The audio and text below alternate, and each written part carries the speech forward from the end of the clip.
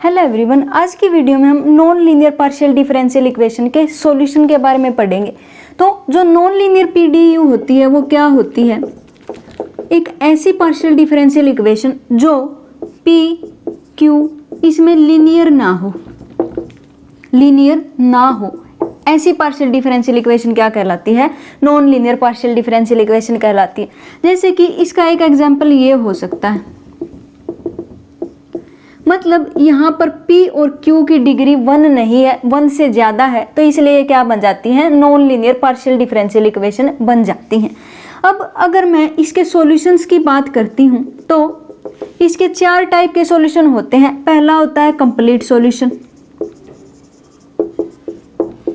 दूसरा होता है जनरल सॉल्यूशन, तीसरा होता है हमारे पास पर्टिकुलर सॉल्यूशन, और फोर्थ होता है सिंगुलर सॉल्यूशन। तो सबसे पहले हम बात करेंगे कि कंप्लीट सॉल्यूशन किसको बोलते हैं। तो अगर मान लिया हमारे पास ये कोई non linear partial differential equation दी गई है जो फर्स्ट ऑर्डर की है, तो मैं मान लेती हूं कि इसका एक सॉल्यूशन है ये। तो इस सॉल्यूशन को हम कंप्लीट तब कहते हैं जब हमारे पास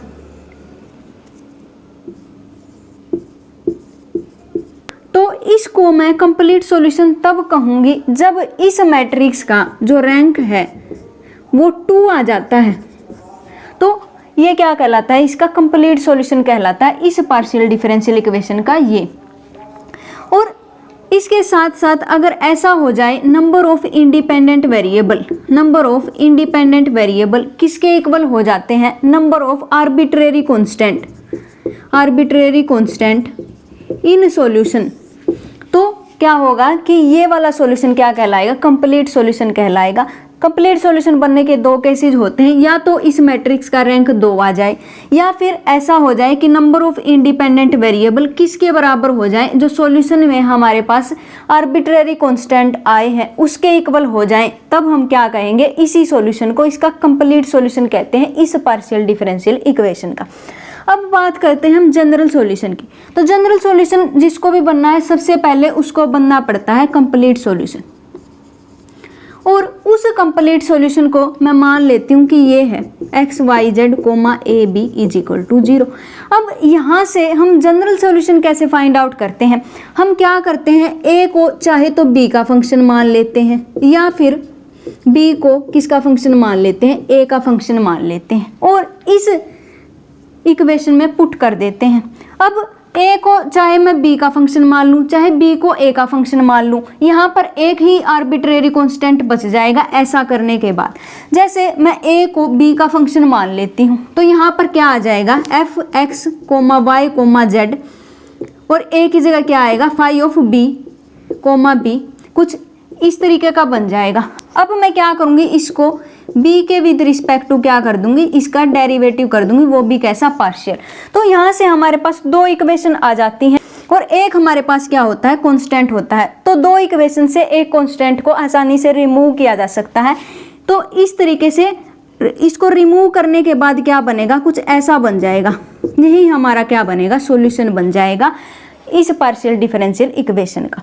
तो इस तरीके से हम बनाते हैं जनरल सॉल्यूशन। अगर हम बात करते हैं कि पर्टिकुलर सॉल्यूशन क्या होता है, अगर मैं पर्टिकुलर सॉल्यूशन की बात करूं कि ये जो फाई फंक्शन हमने माना है, अगर हम इसको अपनी मर्जी से कोई भी मान लेते हैं, कोई भी फंक्शन, जैसे कि मैं a को b मान लेती हूँ, तो इस तरीके से जब हम अपनी मर्जी से कोई भी फंक्शन मान लेते हैं, a को चाहे b को, तो उस समय हमारे पास क्या बन जाता है? पर्टिकुलर सॉल्यूशन बन जाता है। अब हम बात करते हैं कि सिंगुलर सॉल्यूशन क्या होता है। सिंगुलर सॉल्यूशन, अगर मैं सिंगुलर सॉल्यूशन की बात करती हूँ, तो जैसे कि हमारे पास कोई भी पार्शियल डिफरेंशियल इक्वेशन दी गई है जो कैसी है? फर्स्ट ऑर्डर की है। अब मैं मान लेती हूँ कि इसका सॉल्यूशन कुछ ऐसा है।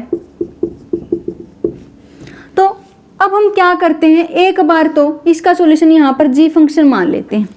तो एक बार तो इस g को a के विद रिस्पेक्ट टू डेरिवेटिव करते हैं और 0 के इक्वल पुट कर देते हैं। एक बार g का with respect to B derivative करते हैं और 0 के इक्वल पुट कर देते हैं, तो हमारे पास 2 तो आर्बिट्रेरी कांस्टेंट है और 3 हमारे पास इक्वेशन आ गई। तो इसका मतलब इन आर्बिट्रेरी कांस्टेंट को रिमूव करके हम क्या कर सकते हैं, एक सॉल्यूशन फाइंड आउट कर सकते हैं। उसी को हम क्या कहते हैं, सिंगुलर सॉल्यूशन कहते हैं। और कभी कभी हम ऐसा भी कर सकते हैं कि जैसे हमारे पास ये इक्वेशन दी गई है, हम क्या करेंगे, फर्स्ट को एक बार तो p के विद रिस्पेक्ट टू डेरिवेटिव करेंगे, 0 के इक्वल पुट करेंगे, और एक बार क्या करेंगे q के विद रिस्पेक्ट टू इसको क्या करेंगे, डेरिवेटिव करेंगे, वो भी कैसा, पार्शियल। हमारे पास 3 इक्वेशन आ जाएंगी। अब इन 3 इक्वेशन से जो भी सॉल्यूशन आएगा, अगर वो इसको सेटिस्फाई करता होगा तो भी वो क्या बन जाएगा, सिंगुलर सॉल्यूशन बन जाएगा। तो इस तरीके से हमारे पास जो non linear partial differential equation होती है उसके 4 तरीके के सॉल्यूशन होते हैं, complete solution, general solution, particular solution और सिंगुलर सॉल्यूशन। अब हम non linear partial differential equation के जो सॉल्यूशन के टाइप बनते हैं उनको एक एग्जांपल से समझने की कोशिश करेंगे। जैसे कि हमारे पास एक एग्जांपल दिया गया है,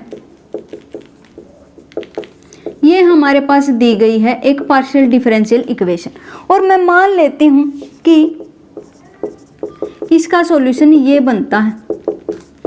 तो सबसे पहले हम क्या प्रूव करना चाहते हैं कि ये क्या होगा, इस फर्स्ट इक्वेशन का क्या बनेगा, कंप्लीट सॉल्यूशन बनेगा। अगर इसका कंप्लीट सॉल्यूशन बनेगा तो हमारे पास जो मैट्रिक्स आई थी FA, FXA, FYA, FB, FXB, FYB, उसका जो रैंक है वो कितना आना चाहिए, 2 के इक्वल आ जाना चाहिए, तब ये क्या बन जाएगा, इसका कंप्लीट इंटीग्रल बन जाएगा।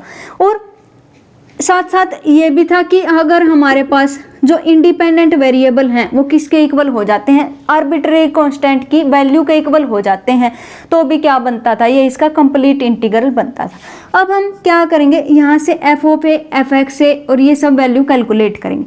अब बात आती है कि एफ क्या है, एफ कैसे फाइंड आउट करेंगे। यहाँ से हम क्या करेंगे, एफ क्या बनेगा, Z minus A X minus B Y minus A square minus B square is equal to 0। ये हमारे पास क्या बन जाएगा, एफ बन जाएगा।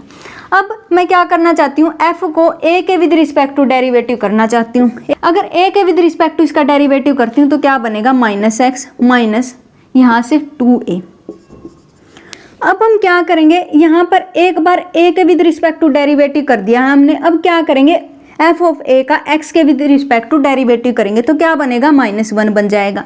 और यहाँ से एफ ऑफ ए का जब y के विद रिस्पेक्ट टू डेरिवेटिव करेंगे तो क्या बनेगा, 0 बनेगा। इसी तरीके से एफ ऑफ बी किसके इक्वल होगा, -y माइनस 2b, और इसका x के विद रिस्पेक्ट टू डेरिवेटिव करेंगे तो क्या बनेगा, 0 बनेगा, और y के विद रिस्पेक्ट टू डेरिवेटिव करेंगे तो -1 बनेगा।